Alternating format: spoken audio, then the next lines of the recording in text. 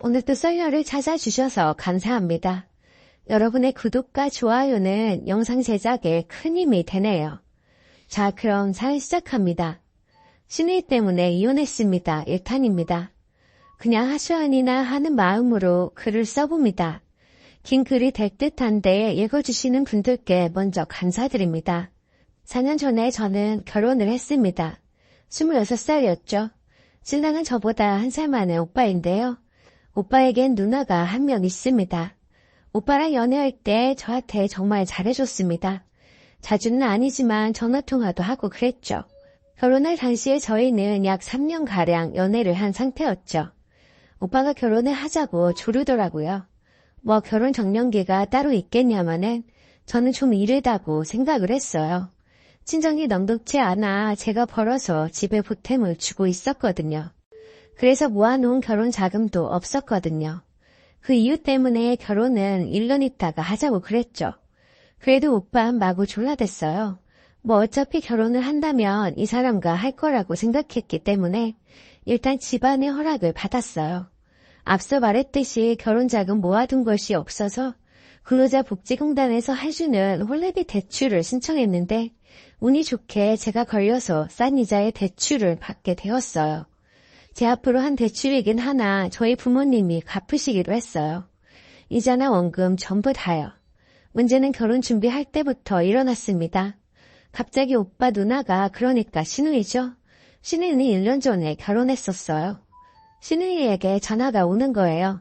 받았더니 앙칼진 목소리로 네 신혼여행 갈 때 쓸 달러 바꿔놨냐? 라는 거예요. 그 말을 듣고 순간 드는 생각이 내가 오빠 것도 바꿔놔야 하는 건가? 였어요. 그래서 아니요, 아직이라 했네요. 그때 결혼식 일주일 앞이었어요. 그런 것도 빨리빨리 안 바꿔놓고 뭐 하는 거냐? 회사까지 간뒀다면서 놀면서 그런 것도 빨리 안 하고 라면서 화를 내는 거였어요. 그래서 일단 알겠다고 오늘이든 내일이든 바꿔놓겠다 그러고 끊었죠. 그리고 오빠한테 전화해서 오빠 달러까지 바꿔야 하냐고 그것 때문에 신혜희한테서 전화가 왔다고 물으니 오빤 그날 바꿔놨다고 누나도 알고 있을 건데 그러더라고요. 그렇죠. 제 거 바꾸라고 전화까지 한 거였어요. 아주 앙칼지게 화난 말투로.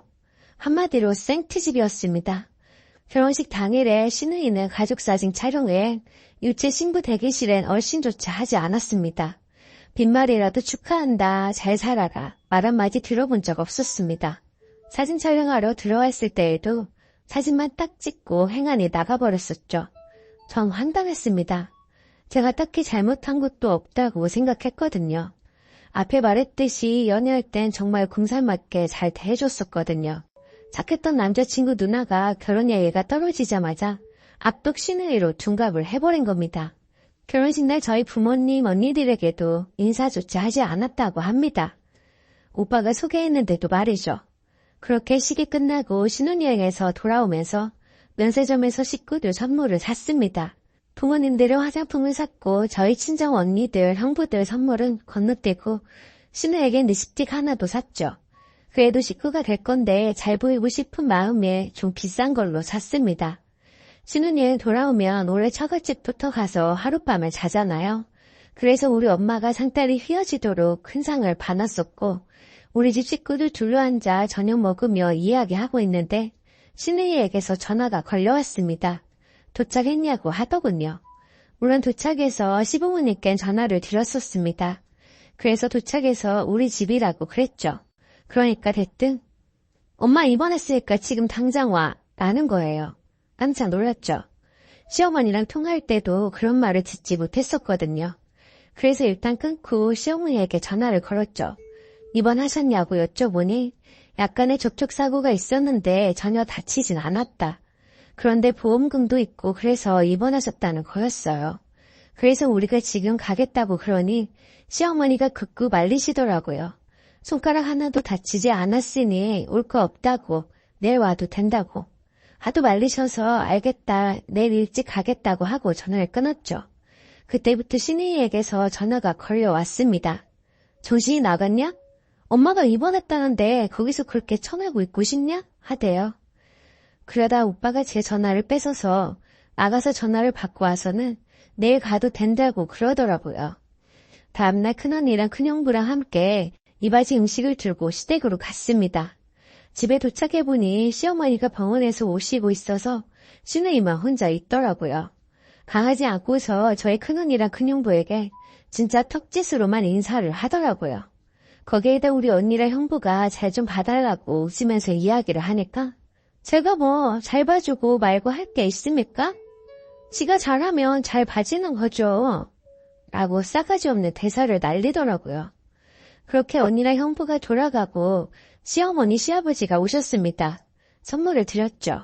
어머니랑 아버지가 무척 좋아하시면서 너희들 맛있는 거나 사 먹지 왜 이런 걸 사왔냐 그러시고 있었어요. 그때 시누이 침대에 걸터 앉아 다리 꼬면서 하는 말에 너희 아빠한테도 저거 사줬냐? 이러는데 속에서 부글부글 올라왔습니다.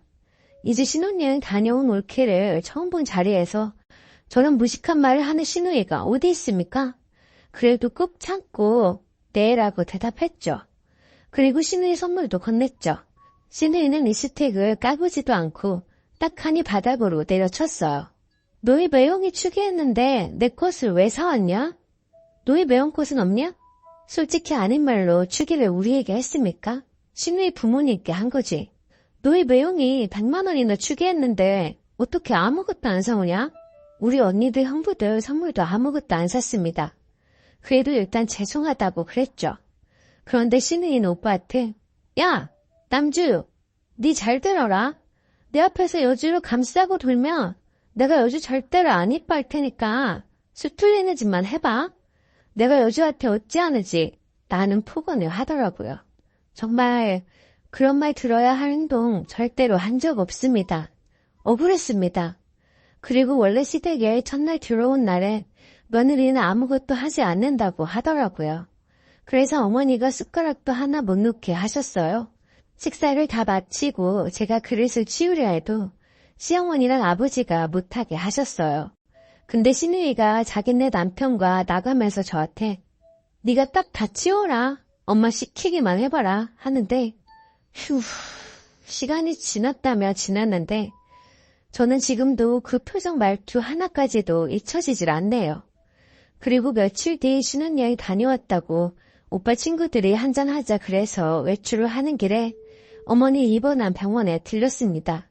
그때까지 보험금 해결이 안 되어서 병원에 계셨었거든요. 시누이가 와 있더라고요. 너희 어디 가는데? 그래서 제가 오빠 친구들 모임이 있어서 잠깐 나가요 라고 하니까 이것들이 신났네? 그러면서 제게 신문을 내밀더라고요. 보니까 몇 군데 동그라미 쳐져 있는 벼룩신문이었어요. 네가 알아보기 힘들까 봐서 내가 네 일자리 좀 몇 군데 찍어놨다. 전화해봐라. 솔직히 저 넉넉지 않은 형편이라 놀 생각 없었습니다. 다니던 직장은 결혼 전에 이런저런 사정에 관뒀었고 좀 정리가 되고 안정이 되면 새 직장을 구하려고 하고 있었어요. 실제로 몇 군데 알아보기도 했었고요. 제 상황이 하루라도 빨리 직장을 구해야 하긴 했지만 그래도 시누이가 벼룩신문을 쥐어주면서 저러는 건 아니잖아요. 내가 무슨 공짜로 얹혀 살려고 결혼한 것처럼 생각하는 것 같았어요. 또 한 번에 시누이 신랑이 조선소에서 일을 하는데 야근이 덜어 있어요. 밤 11시 30분경에 시누이 네가 저희 집에 온 거예요. 그때 전 시부모님들과 함께 살고 있었습니다. 시부모님들도 형편이 안 돼서 집 구해주실 돈이 없으시다 하셨거든요. 밤 11시 30분에 삼겹살이 먹고 싶다고 해서 구워서 시누이 남편 밥상을 차려 올렸습니다. 뭐 그것까진 좋습니다. 그렇게 딱 밥만 먹고 12시경 집을 나서더라고요. 전 그래도 웃으면서 언니 안녕히 가세요. 조심히 가세요. 인사를 하고 있는데 돌아보면서 짝 째려보면서 하는 말이 설거지 다 해놓고 자라. 그러고 인사도 없이 횡하니 가더라고요. 자기 남편 밥까지 차려줬는데 시누이가 설거지까지 간섭할 문제는 아니잖아요. 그러다 한 번은 시누이랑 드디어 한판 붙었던 적이 있었어요. 뭐 몸싸움까진 아니었고요. 결혼한 지 한 달쯤 됐을 때였어요. 일요일이었습니다. 아버님은 시골의 친척집에 일이 있으셔서 3일 정도 있다가 오신다고 하셨고 어머님의 친구분 댁에 가신다기에 오빠랑 저는 친정에 갔습니다. 집에 돌아와 보니 시간이 밤 11시경이었는데 어머님이 식사를 하고 계시더라고요. 그래서 왜 이제야 식사를 하시냐니까 친구분 댁에 가니 친구분이 안 계셔서 집에 오셨다가 밥맛이 없어서 식사하지 않으셨다가 이제 드신다더라고요. 그럼 전화를 하시지 일찍 왔을 텐데 라고 말씀드리고 치우고 씻고 잤습니다.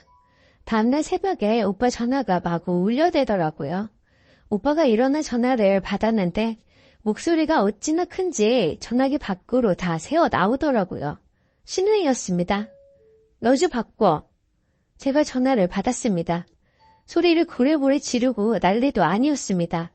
이유가 어제 어머니 식사 혼자 하시게 했다는 거였습니다. 친정집에서 늦게 왔다는 이유였습니다. 친정집에서 늦게 왔다는 이유였습니다. 신우이 집이 그때 가까운 곳이었거든요. 자기가 자기 분을 못 이겼는지 지금 당장에 갈 테니 얼굴 보고 이야기하자고 하더군요. 새벽 갯바람부터 말이에요. 신우이 달려오기 전에 어머니한테 하소연했더니 어머니가 제 손을 잡으면서 집에 오면 내가 뭐라 해서 돌려보낼게 하시더라고요. 근데 막상 신우이가 달려오니 어머니는 가방 들고 병원 가신다면서 난 모르겠다. 둘이 얘기해라 이러시고 가시더라고요. 역시 어머니도 신우이와 한편이구나 생각이 들더라고요. 들고 온 조그만 가방으로 거의 내 얼굴을 내려칠 듯이 삿대질을 하며 바락바락 소리를 지르길래 저도 더 이상 못 참아서 마구 이야기했죠. 있었던 일들을요. 저한테 왜 그러냐고. 내가 뭘 잘못한 게 있느냐고 했어요. 그 말을 듣더니 신우이는 제가 잘못한 게 있는 게 아니고 그냥 제가 싫다더라고요. 그렇게 서로 소리를 지르고 오빠도 화내다가 소리치다가 한바탕 난리가 났죠. 그때 월요일이었는데 오빠는 회사도 못 갔고요. 그러다 신우이가 나가면서 오빠한테 하는 말, 너희 둘이 잘못돼도 나 원망하지 마라. 그러고 나가더라고요. 잘못되라는 악담을 퍼부은 말인 것인지 도무지 무슨 말인 것인지 모르겠더군요. 아무튼 그 외에 너무나도 많은 일들이 있는데 다 열거하기엔 글이 너무 길어질 것 같아요. 결국 신우이 때문에 오빠랑도 매일 싸우니까 사이도 안 좋아졌어요. 결국 극단적인 결과로 이혼까지 왔습니다. 이혼할 당시에도 오빠가 혼인 취소라는 게 있니 어쩌니 하길래 인터넷 검색을 하다가 까무러칠 뻔했죠. 신우이가 인터넷에 어떤 변호사에게 질문해놓은 글을 본 거예요. 혼례비 대출을 받아서 지네 식구들이 다 써놓고 그걸 빌미삼아 혼인신고를 하게 했다는 식으로 질문했더군요. 혼례비 대출을 받았다고 해서 오빠나 제 봉급에서 단 1원도 그 대출의 원금이나 이자를 낸 적은 없었습니다. 저희 엄마랑 아빠가 다 갖고 계셨죠. 근데 그걸 트집잡아 소송을 걸면 혼인 취소가 가능하냐 어쩌냐라고 문의를 해놓았더라고요. 정말 지독하다 싶었습니다. 그렇게 이혼을 하게 되었는데 문제는 그 뒤에도 일어났습니다. 지금 다 쓰자니 너무 길어져서 안 될 것 같아요. 뒷이야기는 다음에 또 쓸게요. 긴 글 읽어주신 분들께 감사합니다. 오늘의 사연 어떠셨나요? 여러분의 소중한 의견 댓글 참여 부탁드려요. 구독 잊지 마시고 알림 설정 해두시면 다음 영상을 빠르게 보실 수 있습니다.